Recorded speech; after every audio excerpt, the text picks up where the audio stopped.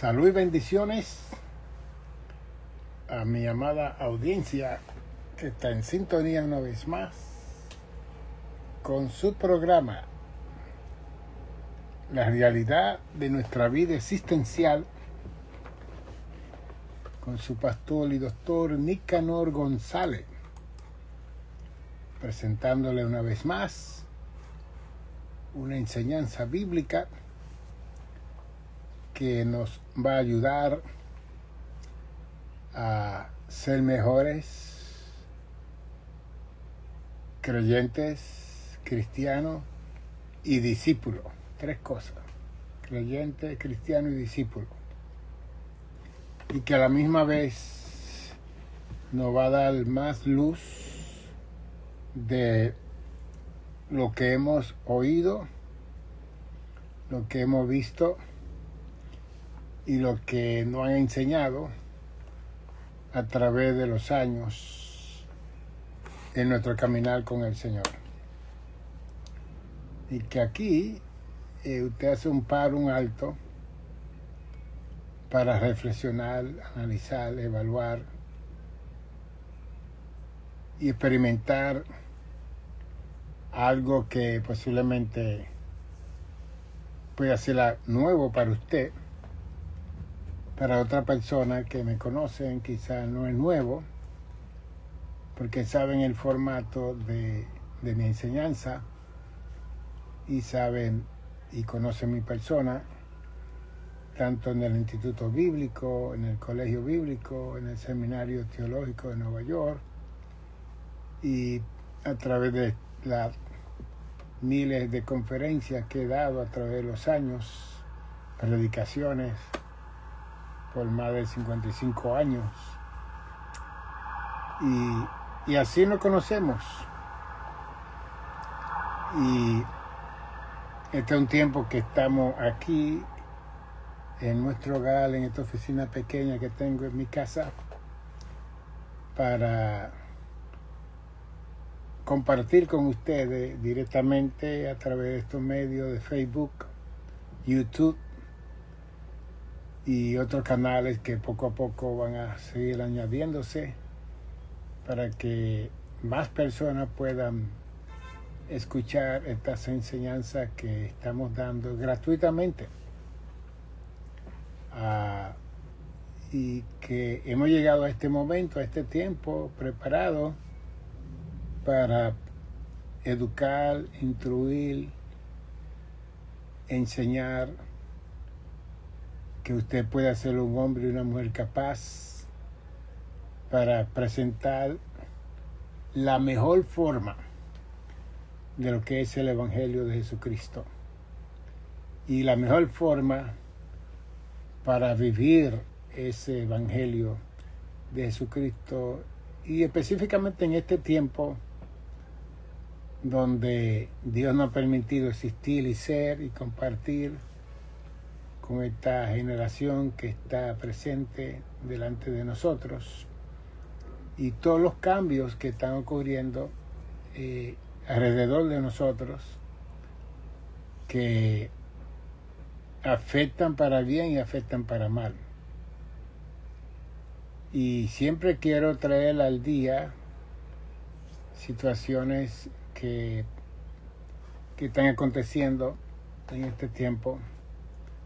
Seguimos orando por nuestra hermana República de Colombia, que tuvo ese terremoto de 7.4 y hay cientos de personas muertas. Oramos por esta nación para que las demás naciones puedan ver, sentir el dolor, el sufrimiento y puedan cooperar con los recursos que Dios le ha dado. Y eso es algo que yo he enseñado a través de mis programaciones, que Dios en la Torre de Babel, Génesis 11, dividió las lenguas.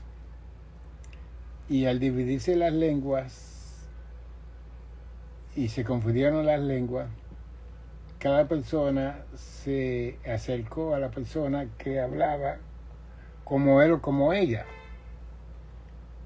Y cuando bajaron de la torre, cada grupo de personas se fueron a una parte de la tierra. Porque como dice Isaías 55:11, mi palabra no vuelve atrás vacía, sino que hará lo que yo intencioné que hiciera, aquello a la cual yo la envié. Y hay un sinnúmero de cosas que ocurren en la Biblia que parecen como una locura. Pero para Dios no son locuras, son los cumplimientos de lo que Él habló como Dios.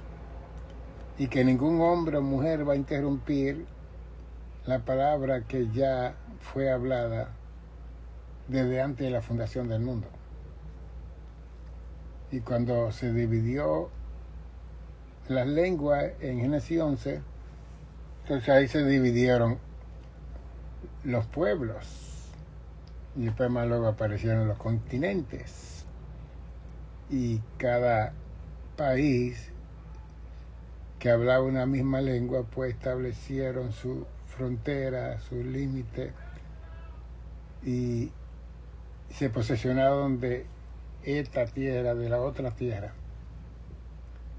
Y que a la misma vez cada grupo que posesionó la tierra desde Génesis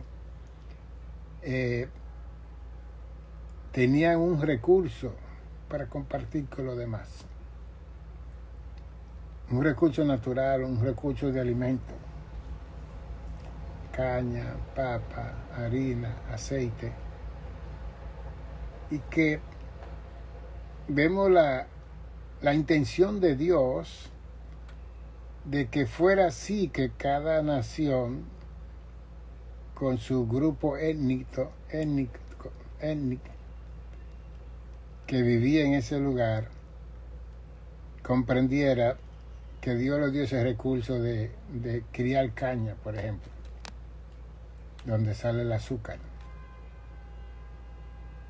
Y que el otro lugar le dieron los recursos de criar harina, pero no caña. Y hay otro lugar, aguacate, tomate, verdura de todas las clases, plátano. Y entonces toda esa vianda y todos esos recursos lo tienen diferentes países. Y que la idea era entonces que todos los países intercambiaran esos recursos por los recursos que tiene cada nación. Entonces eso iba a mantener la unidad, la hermandad, el reconocimiento de la bendición que aquella nación tiene para nosotros y lo que nosotros tenemos para esa nación. ¿Ve? Porque hay lugares que los recursos de vianda no crecen, como la parte norte de esta nación de los Estados Unidos y también Rusia, que es el país más frío que hay. Muchos de los recursos que hay en Sur y Centroamérica no crecen allá. ¿Ve? Entonces, la idea es que cuando ellos compran, ellos pueden comprar con dinero del país, como pueden intercambiar los recursos que tiene la otra persona. Y que esa es la brillantez, la sabiduría, el orden del cielo para con la raza humana, y desafortunadamente no es así. Por ejemplo, el pueblo de Israel tiene las 4 estaciones del tiempo a la misma vez, una. Y casi la mayoría de los recursos que tiene Latinoamérica y Centroamérica y el Caribe se da ya también. Un país, Israel, con todos estos recursos hermosos y maravillosos. Y hay cosas que se dan allá que no se dan en Centroamérica o Suramérica o el Caribe. ¿Ve? Entonces, cada país tiene un recurso para compartir con otro país. Mire la bendición que recibieron el Medio Oriente. El aceite, el petróleo. ¿Ve? Que posiblemente todos los países quizás tengan un poco, pero no como lo tiene el mundo árabe. Sin embargo, vamos al sur, un país hispano, Venezuela, que un tiempo pasado era el tercer importador de petróleo al mundo entero. Y es un país de nosotros, hispano. Así que Dios le dio la bendición a Venezuela de importar petróleo. Y que la China, Rusia, Norte Corea, todos esos países que son bien fríos, ellos y Europa, ellos necesitan el petróleo. Bien. Y que Venezuela en un momento dado tenía esa riqueza y hoy en día todo eso está confuso por las situaciones de las malas administraciones, por los abusos de las naciones poderosas y por muchas cosas que yo no voy a entrar en polémica con esto, porque la meta mía es predicarle el Evangelio y enseñarle el Evangelio, pero tampoco puedo tapar la realidad de como persona inteligente, sabia, que conozco la cultura de los pueblos, pasar por alto muchas injusticias que se cometen con los pueblos menores y los pueblos del tercer mundo, porque ha visto mucha injusticia. Y lo digo porque cuando estaba estudiando la maestría en divinidad en el Seminario Teológico de Nueva York, para los años 85, 86, yo hice un papel que tenía que ver con la riqueza y la pobreza de los pueblos de América. Y cuando digo de América, es Norteamérica, Sur de América, Centroamérica. Y a través de esa investigación descubrí que mientras más rico se hacía Norteamérica, más pobre se hacía Sur y Centroamérica. Es que la riqueza que yo podía adquirir aquí en América era la pobreza de mis hermanos y mis hermanas en Centro y en Sur y en el Caribe. Ve, cuando uno hace esa clase de papeles de 30, 40 páginas, investigado, uno aprende mucho. Y eso le crea una concientización a uno como ser humano de que si uno llega a tener una autoridad, un poder, cómo ejecutar ecuánimamente, justiciosamente, los recursos que Dios ha provisto para cada nación y para cada pueblo para compartir. Bien. Y así es que está. Grecia, por ejemplo, en el 380 a.C., trajo la presentación de la filosofía. Filo, amor, sofía, ciencia. Ellos trajeron la cultura del amor a la ciencia. Y de ahí salieron todos los grandes filósofos de ese entonces que establecieron esquemas, sistemas de conocimiento que hasta el día de hoy estamos hablando de eso. Hasta el día de hoy. Y que esos esquemas y esas situaciones que ellos establecieron no se ha podido superar en ninguna generación. ¿Ve? Y que todo eso fue provisión de Dios para integrarlo a la situación de las naciones del mundo y de la necesidad de toda la raza humana aquí en la tierra. Y hoy, leyendo Eclesiastés 1, el verso 10, aunque he hablado de esto en otra ocasión, pero cada día uno recibe más información, más luz, y entonces uno puede repetir, pero con más información del texto bíblico. 3000 años atrás, cuando no había luz, no había gas, no había cama como la que tenemos, no había bicicleta, ni carro, ni teléfono, ni televisión, no habían cable eléctrico, ni palvelú, ni nada de eso, sino todo era alumbrado con vela, con fuego. No había computadora para escribir nada, ni papel, como el que tenemos hoy en día. Salomón dijo en Eclesiastés 1:10, ¿hay algo de que se puede decir, he aquí, esto es nuevo? Él hace la pregunta. Ya fue en los siglos que nos han precedido. En otra palabra, cada vez que nosotros decimos que esto es nuevo, ya eso fue en los siglos antepasados.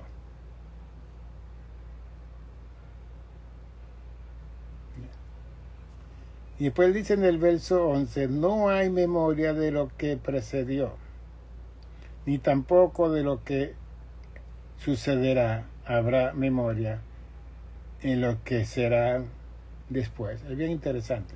Está filosofando Salomón en este momento, en ese capítulo 1.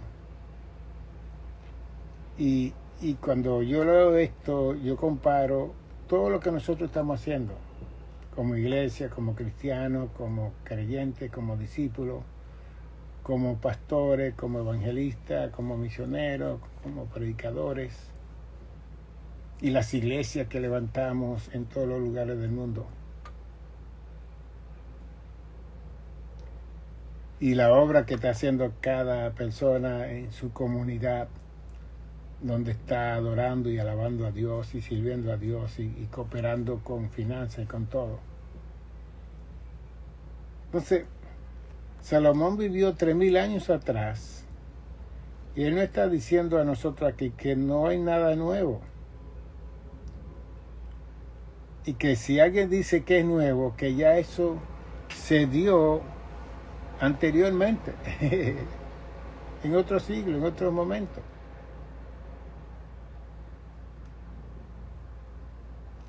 Y que nosotros, por no estudiar, por no leer, creemos que cuando tenemos una idea brillante y hermosa y maravillosa, creemos que eso es original de nosotros. Hasta que estudiamos y leemos que ya otro hizo eso. Ya otro cantó ese cántico, ya otro habló de esa palabra que usted está hablando. Ya otro hizo esa obra que usted creyó que era algo nuevo.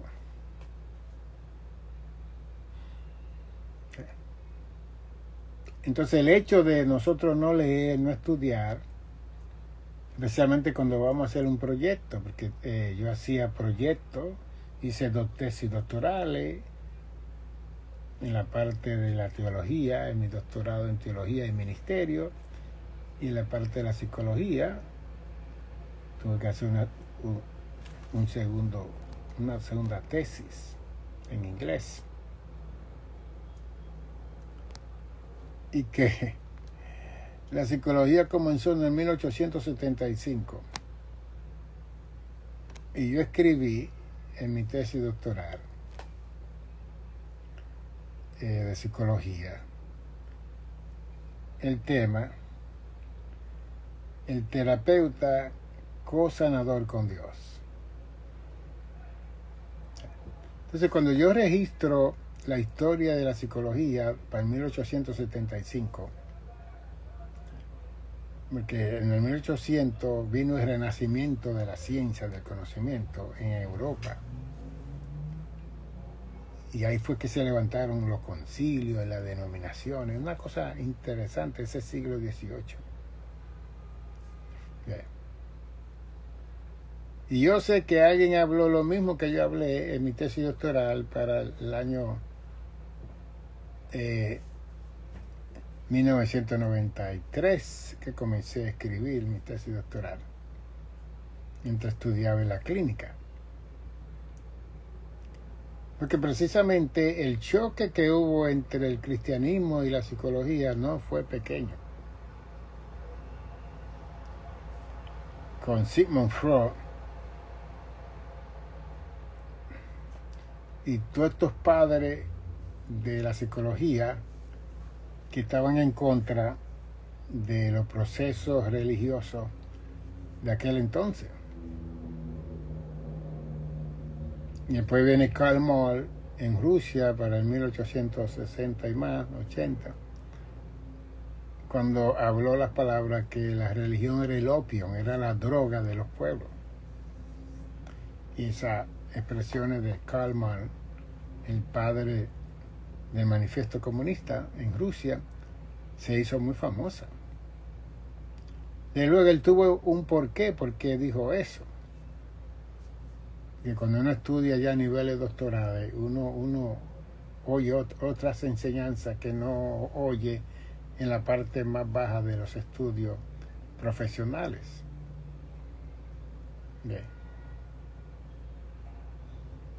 Y no vamos a entrar en eso, que también yo hice un papel bastante extenso de Karl Marx y su manifiesto comunista y todas esas cosas. Y aprendí mucho en ese estudio. Hice un papel de Adolfo Hitler en Alemania. O sea que todos estos grandes hombres que se levantaron tiempo atrás, yo siempre procuraba de escribir de ellos en esos niveles de maestría y doctorado. ¿Ve? Porque ellos nos enseñaron muchas cosas a nosotros. ¿Ve? 1500 años atrás Rusia era un país cristiano. Nicolás, el número 1, era cristiano.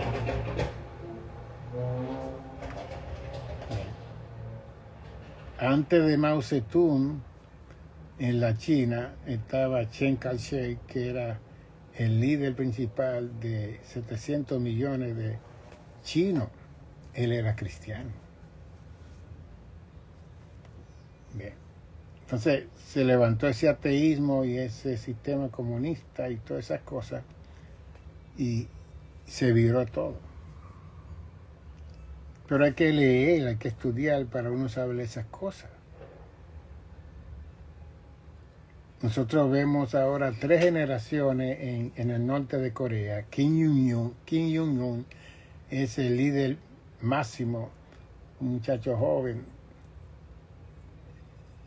que estudió fuera de Norte Corea para hacer lo que él es hoy en día.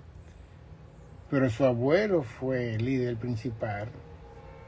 Su papá fue el líder principal. Y cuando murió su papá, entonces a él fue que eligieron para seguir la dinastía en el 1946. Y esas 3 generaciones es que gobiernan el norte de Corea.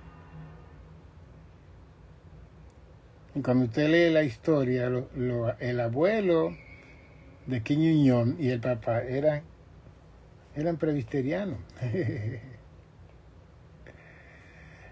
¿Sabe que el mundo evangélico había entrado a estos países a través de los americanos?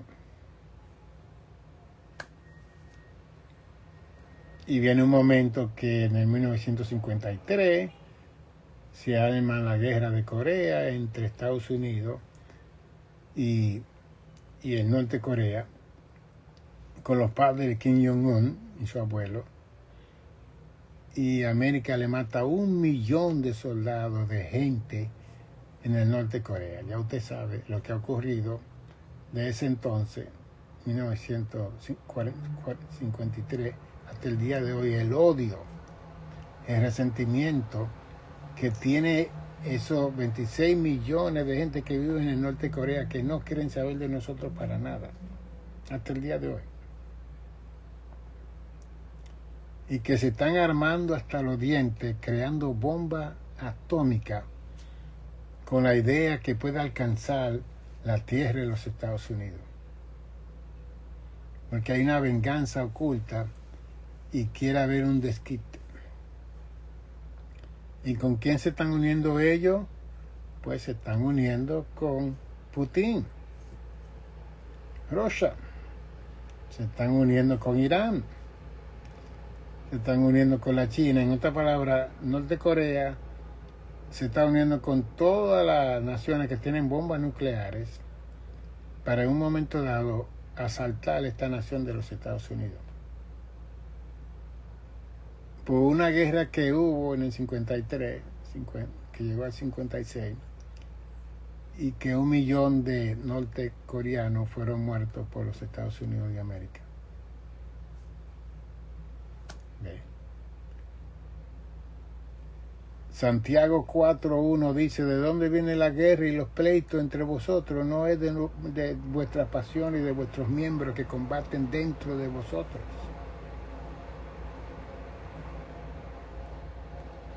Entonces hay veces que nosotros predicamos y hablamos sin conocer la historia y cometemos muchos errores porque no sabemos esa parte que yo le estoy enseñando a ustedes.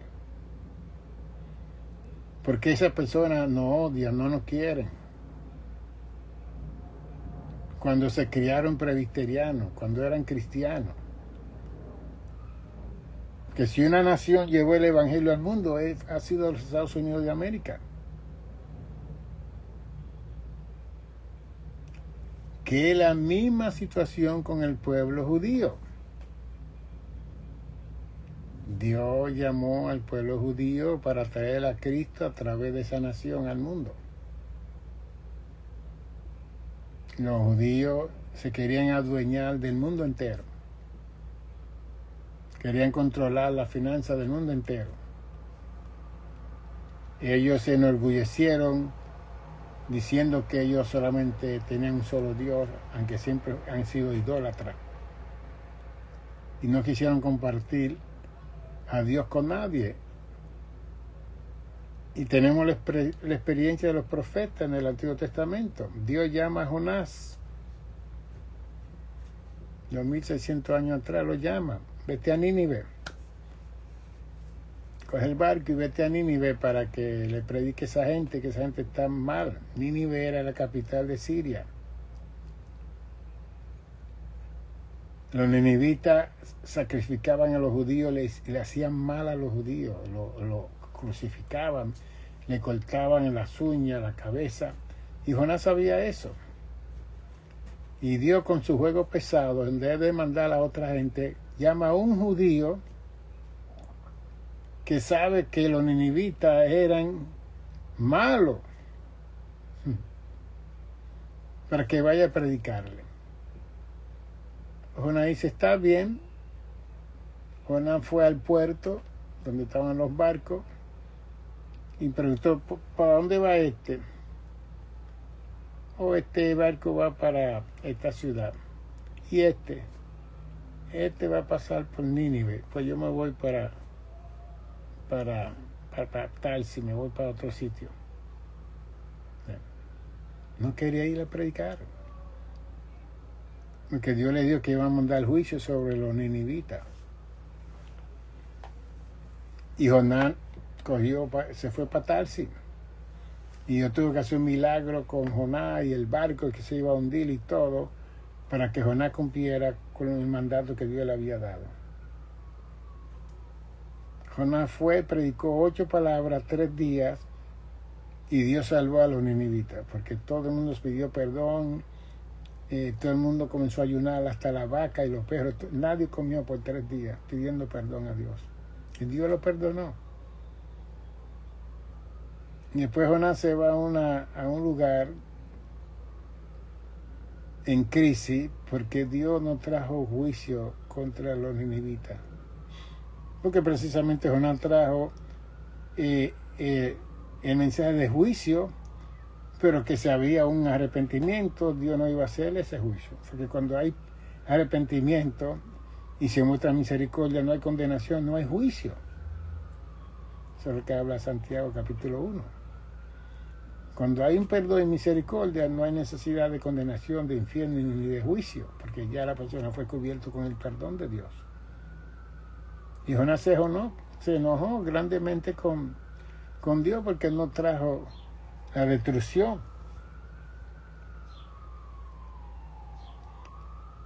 Y Dios tuvo que hablarle a Jonás, pero ¿cómo tú quieres que yo destruya 120,000 personas? Mira, Dios había contado a la ciudad de Nínive, la gente que había, 120,000 personas que no saben ni de dónde tienen su nariz. Porque Dios hace como Él quiere, con quien Él quiere, a donde Él quiera, lo que Él quiera. Dios es soberano. Y yo no puedo mandar a Dios, ni usted tampoco, con su capricho y su idea, sus percepciones, sus opiniones, su sentir. Usted no va a cambiar los planes y los propósitos de Dios en ninguna forma posible. Nadie. ¿Ve? Pero la mentalidad del pueblo judío era que Dios era para ellos solamente. Entonces cuando Jonás toma el barco, y en vez de tomar el barco que iba para Nínive, se fue para Tarsis, él también creía, especialmente la gente del Antiguo Testamento, creían que Dios no se movía fuera del pueblo de Israel. Esa es la otra mentalidad. ¿Ve? Y son ideas y percepciones y opiniones de nosotros que están completamente erradas y equivocadas de acuerdo a la palabra de Dios. Y eso llegó hasta el Nuevo Testamento. Porque el Antiguo Testamento, cuando Jezabel y Acab desafiaron a Elías, especialmente Acab, porque Jezabel no estaba en ese momento, parece que estaba de vacaciones. Pero cuando Acab desafió a Elías, él lo llevó al Monte Carmelo. Yo pasé por ese monte cuando fui a Israel, que desemboca al mar Mediterráneo. Una cosa increíble ese monte. En la mente de Elías, él siempre estaba en ese monte orando. Y él desafió al rey Acab para que se estableciera quién es Dios en Israel. Pero él fue al monte Carmelo. Y Dios lo honró. Él oró 59 palabras y fuego del cielo cayó. Y Dios honró a Elías. ¿Ve? Entonces ellos creían y creaban esa mentalidad que como hubo una manifestación tan poderosa en ese lugar, que solamente Dios se movía ahí en ese lugar. Hasta que Cristo viene, se encuentra en el capítulo 4 de Juan con la mujer samaritana en el pozo de Jacob. ¿Eso es lo que le dice la mujer samaritana? Nuestros padres adoraron aquí. Y yo vengo a buscar agua, pero también vengo a adorar aquí. Y Jesús le dijo, ustedes no saben lo que adoran. Porque Dios anda buscando adoradores que lo adoren en espíritu y en verdad. No aquí en el pozo de Jacob, no en el Monte Carmelo, no en Tarsis, no en Nínive. Porque los verdaderos adoradores están en todos los lugares. No hay un lugar específico donde las personas tienen que adorar y servir y amar a Dios. Es el globo terráqueo del mundo entero. Y después en Mateo, Jesús dijo que donde están 2 o 3 en mi nombre, Él está allí. Mateo 28, 20, dice, yo estaré con vosotros todos los días hasta el fin del mundo. Ve. Nosotros no podemos descentralizar la presencia de Dios con espacio, con templos, con lugares. Porque entonces vamos a tener una mala teología. Juan 14:15, yo me voy, pero voy a enviar al Paracleto, al Consolador, al Espíritu de verdad, que el mundo no conoce, pero vosotros le conocéis y estará en vosotros y con vosotros. Verso 17 de Juan 14. El Espíritu de verdad.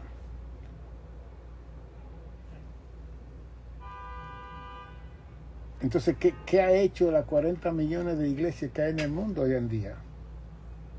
¿Qué nosotros hemos hecho? Hemos descentralizado la teología del Espíritu Santo y la hemos centrado en un espacio de la tierra. Un templo, un santuario, una casa de oración. Entonces la descentralización es que creemos que solamente Dios se mueve en ese lugar. Y en tu casa, y en tu oficina, y en tu trabajo, y en la escuela. Porque nosotros ya tenemos al Espíritu Santo morando con nosotros. El sello del Espíritu Santo está en nosotros, 2 Corintios 1, 21 y 22 lo dice. Efesios 1, 13 y 14 lo dice. Efesios 4, 30 lo dice. Es una doctrina cardinal. Yo no tengo que estar con un grupo de personas para sentir a Dios. Yo tengo el Espíritu Santo ya morando en mí. Y Él es el que me va a trasladar en el rato de la iglesia cuando Cristo venga. Ve. Qué bueno ir al santuario, seguro. Qué bueno adorar, seguro. Qué bueno cantar, seguro. Habitar los hermanos juntos en armonía, como dice el Salmo 133, seguro. No se está quitando esa parte. Lo que se está enseñando teológicamente, que no se puede descentralizar la presencia del Espíritu Santo y centrarla en un lugar, y que solamente cuando uno está en ese lugar es que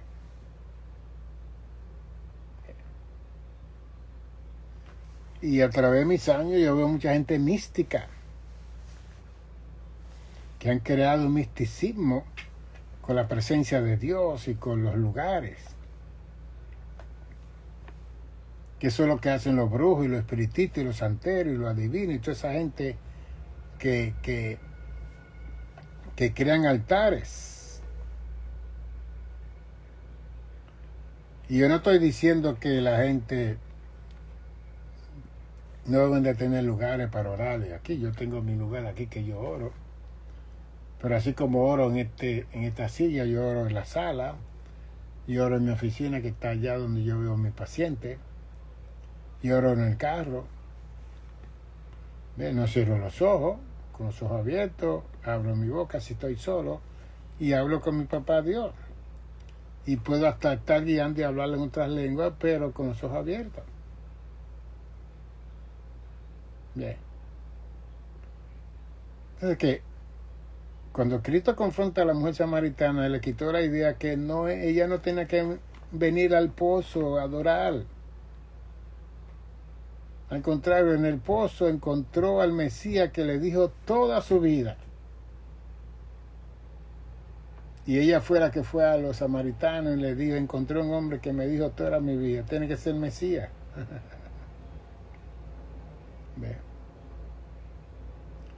Entonces, si vamos al templo, al santuario, es para ser enseñado con la palabra de Dios, para que esa enseñanza permee nuestra vida diaria en todo lo que hacer, en nuestra casa, en el trabajo y donde quiera que estemos nosotros. Y por eso es que el púlpito y la pastoral, quien sea, necesita ser una persona que conozca la palabra para que siga discipulando a la iglesia para que ellos independientemente creen esa relación profunda con la persona del Espíritu Santo.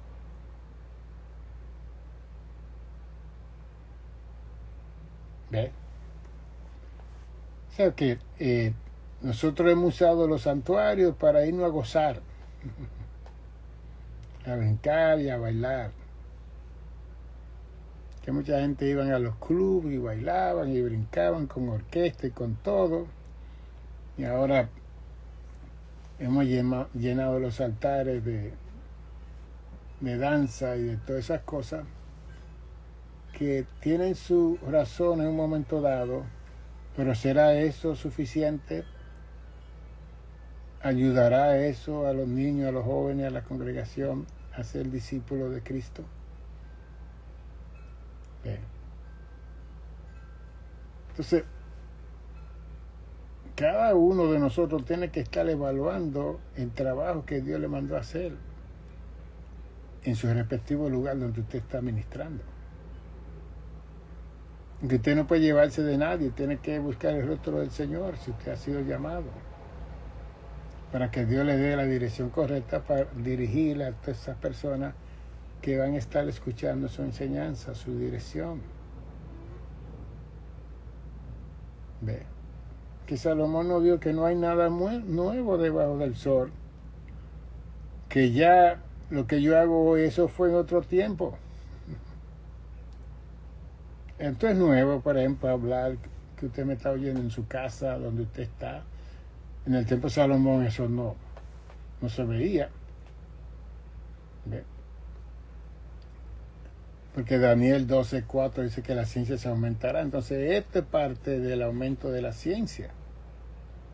Y que la iglesia ha aprovechado este medio de comunicación para precisamente ministrar el evangelio y hablar del evangelio. Entonces esta red está lleno de predicadores y predicadoras y de personas que están educando y enseñando y hablando la palabra de Dios. Gloria a Dios. Pero cada uno de nosotros tiene que tener el discernimiento, el conocimiento de la verdadera palabra de Dios para mover los canales que se van a presentar aquí en estos medios y pararse en el lugar donde usted va a oír una sana doctrina, una sana enseñanza. No sensacionalismo, no emocionalismo, sino cosa que identifique la enseñanza del Evangelio de Jesucristo. Que la hable y que la diga. Y para eso hay que conocer el Evangelio de Jesucristo. Hay que leer Mateo, Marcos, Lucas y Juan para conocer todo ese consejo del Evangelio de Jesucristo que fue dado a la iglesia.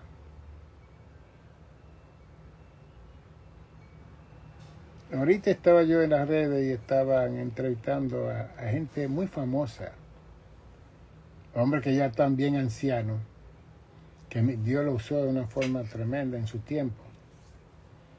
Y uno de ellos decía que les recomienda a los jóvenes hoy en día que sirven al Señor. Y el anciano le decía, yo no les recomiendo que vayan a los seminarios. Okay. Tengo que estudiar un poquito más a ver si él fue al seminario, él no fue. Que me llamó mucho la atención que él dijo eso. Y después me llamó más la atención cuando dijo, el predicador lo que necesita es orar y leer la Biblia. Wow. Orar y leer la Biblia. Bien. Si fuera así, no tuvieran registrado más de 30 millones de sectas religiosas que hay en el mundo. Con las personas que no han estudiado bien la Biblia, que no han correspondido correctamente a la enseñanza del texto bíblico, que han sentido emociones, que han sentido algo espiritual y han dicho, Dios dice, cuando Dios no dijo. Ese es el problema que tenemos, ¿no? Es bien interesante cuando Jeremías estaba ministrando para el año A él Dios lo llamó en el año 627 a.C., siendo él un adolescente. Y la enseñanza de él era que Israel iba a ser cautivo 70 años en Babilonia. Esa era la profecía del profeta Jeremías, 2600 años atrás. Y leyendo yo la escritura, mientras Jeremías estaba profetizando, se levantó el profeta Ananías, capítulo 28 de Jeremías, verso 10. Entonces el profeta Ananías quitó el yugo del cuello del profeta Jeremías y lo quebró. Porque Jeremías andaba con un cuello de madera, diciendo que así iban a llevarse a Israel a Babilonia.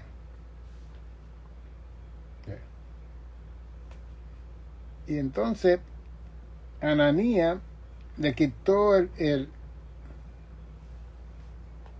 yugo y habló a Ananías en presencia de todo el pueblo. Eso fue como una vergüenza para el profeta, diciendo: así ha dicho Jehová, de esta manera romperé el yugo de Nabucodonosor, rey de Babilonia, del cuello de todas las naciones, dentro de 2 años.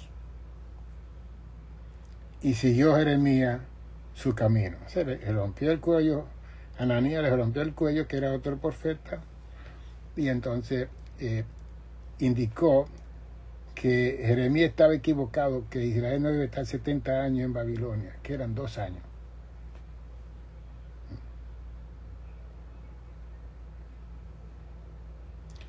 Y después que el profeta Ananías rompió el yugo del cuello del profeta Jeremías, vino palabra de Jehová a Jeremías diciendo: ve y habla a Ananías, diciendo: así ha dicho Jehová, yugo de madera quebraste, mas en vez de ello hará yugo de hierro, porque así ha dicho Jehová de los ejércitos, Dios de Israel: yugo de hierro puse sobre el cuello de todas estas naciones, para que sirvan a Nabucodonosor, rey de Babilonia, y han de servirle.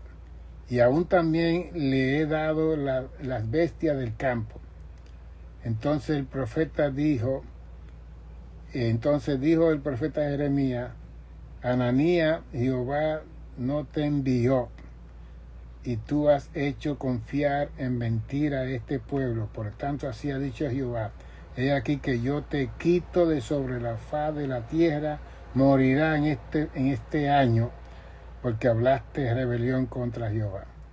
Y en el mismo año murió Ananías, en el mes 7. Señor, gracias que tú no estás haciendo eso hoy en día con estos profetas que hay hoy en día, que están profetizando y no se está cumpliendo su profecía, y ellos siguen como si nada ha sucedido. ¿Ve? Este hombre no duró ni los 2 años, lo cortaron ese mismo año, porque avergonzó a un hombre de Dios que Dios lo había mandado a profetizar de los 70 años en Babilonia, y después dijo que eran 2 años, y después indicó como que Jeremías era un falso profeta. Bien. Entonces, la crisis que tenemos hoy en día con esa situación en las redes, gente que supuestamente Dios todos los días le habla a ellos, es como que tienen una línea directa, UPS directo al cielo.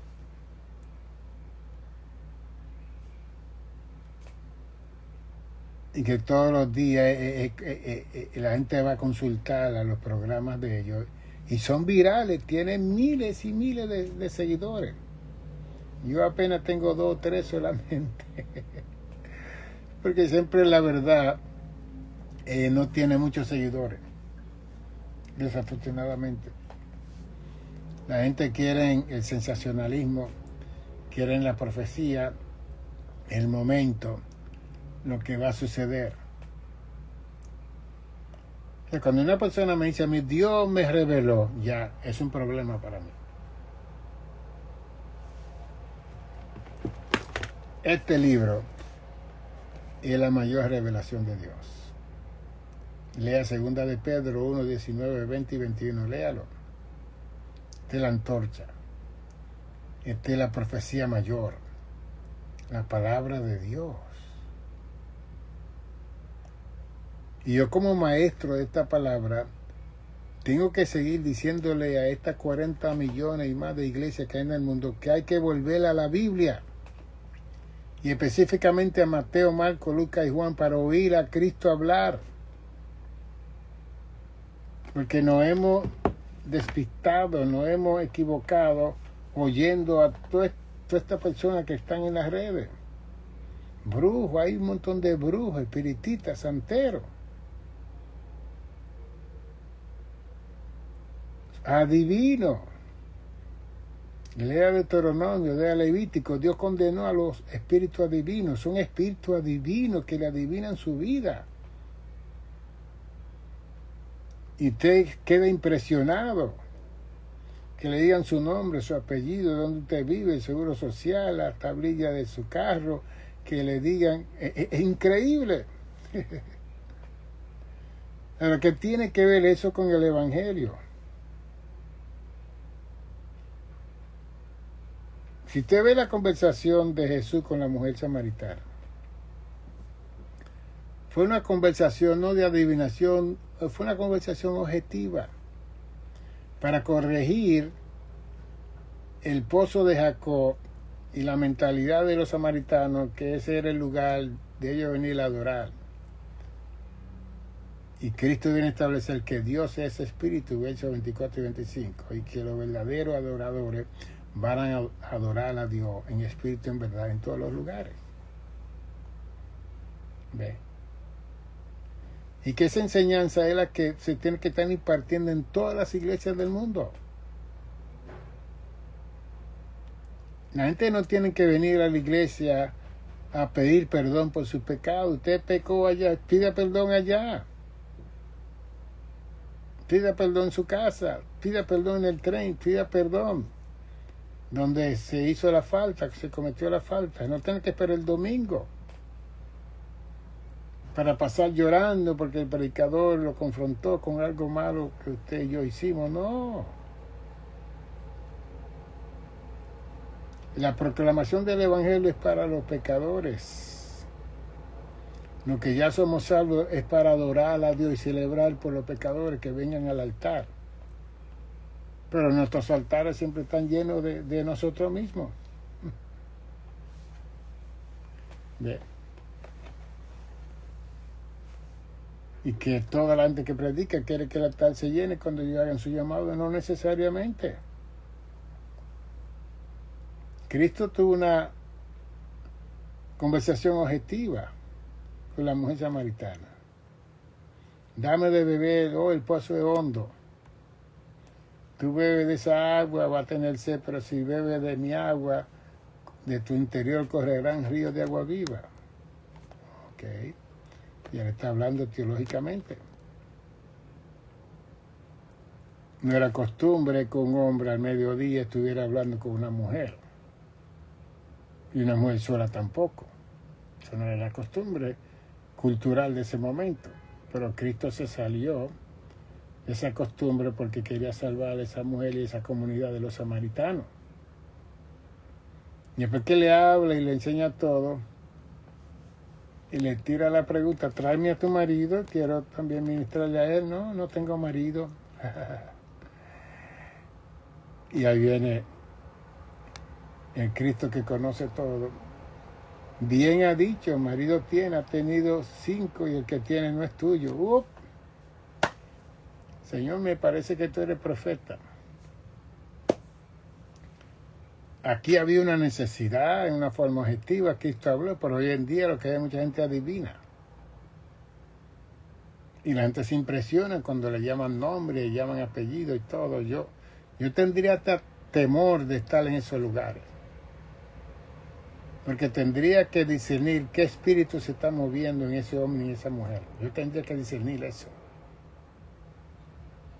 Y por eso es que hoy en día la pastoral tiene que ser más celoso para saber dónde van sus miembros a oír palabra de Dios. escuchar santeros y espiritistas y brujos pentecostales vestidos, encubiertos. Hay que preguntarle a las personas. Pero eso en mi congregación yo tenía una clase que daba todos los domingos. Todo el mundo nuevo que venía al templo tenía que estar en esa clase. Ahí yo lo discernía. Que yo a las 5 o las 6 ya yo estaba orando en ese altar por 44 años. Cuando me sentaba por la mañana en la escuela dominical a dar mi clase, ya usted sabe, había una presencia, había un discernimiento para yo ver quién estaba ahí, que estaba fuera de orden, con enseñanza falsa, con Biblia falsa, con situaciones malas. Entonces, cuando esa gente ven a uno y se confrontan con uno, ellos no vuelven. Que ellos vienen con sus propósitos, con sus intenciones de destrucción. Pero cuando la gente quiere crecer, no se le enseña nada, venga todo el mundo, pues todo el mundo viene y el diablo viene también, se sienta y adora y canta y hasta lengua habla. Pero no. Cristo andaba por los lugares y cuando Cristo iba a los lugares, los demonios caían y decían que tiene con nosotros, hijos del Dios Altísimo. Ellos sabían quién era. Y nosotros tenemos que estar llenos de esa presencia del Espíritu Santo todo el tiempo, especialmente si vamos a ministrar y antes de ministrar, para poder discernir esos espíritus malos que se han levantado hoy en día en falsedad. 2 Corintios 11, 14 dice: no os maravilléis que el mismo Satanás se viste como ángel de luz y su ministro también. Y que tiene suministro en la tierra que se visten de ángel de luz como él. Y como dice Mateo 24, son falsos cristos, falsos profetas, que harán señales, portentos y maravillas y engañarán, si es posible, a los escogidos. Y la gente va a ver siempre señales, portentos. ¿Ve? Si una persona sale volando, ese es el Mesías, ese es una cosa increíble. Este es. No nos debemos engañar por lo portento, la maravilla, los milagros. Porque eso va a venir para este tiempo más que nunca, para engañar a los que conocemos la verdad. Vamos a mantener la simpleza del Evangelio. Y no estemos tratando de hacer algo nuevo, que no hay nada nuevo en esta tierra, todo ya se hizo. Hable del Evangelio de paz, de salvación, de gozo y de alegría. Ministrémosle a las personas con la simplicidad del Evangelio de Romanos 10, 9 y 10, que si confesares con tu boca que Cristo es el Señor y creyere en tu corazón, serás salvo. Así, lo demás lo va a hacer el Espíritu Santo. Mi número es 646-755-1290. 646-755-1290. Usted puede llamarme ahí para comprar estos libros que yo he escrito: Creaciones, Conócete a ti mismo, Conflicto, Posibilidades Extraordinarias para la Vida. Hay 10 libros que tenemos por aquí para que usted lo mande a buscar y tenga ese material en su casa y crezca más. Yo soy escritor, he escrito ya 12 libros. El 12 está en la computadora. Estamos recibiendo alguna ofrenda que alguna persona está mandando, y gracias por recordarse de mí. Y estamos guardando eso para mandar ese dinero a Amazon, para mandar este libro. Está en inglés y en español. Nosotros somos la obra maestra de Dios. Ese es el nombre de ese libro. We are the masterpiece of God. Y es un libro muy interesante. Tiene 427 páginas. Y estoy escribiendo el número 13. Que esta no fue la vida que Dios intencionó que el humano viviera. Ese es el tema de ese otro libro. Lo tengo aquí en mi cabeza y todos los días escribo 1 y 2 páginas. Ya estamos ya por 90 páginas. Y mientras Dios me inspire, yo voy a seguir escribiendo para dejar un legado. Si Cristo no viene pronto, yo parto con el Señor, pues va a haber un legado de una enseñanza de este profesor, de este maestro que ha estado con usted tremendamente. Así que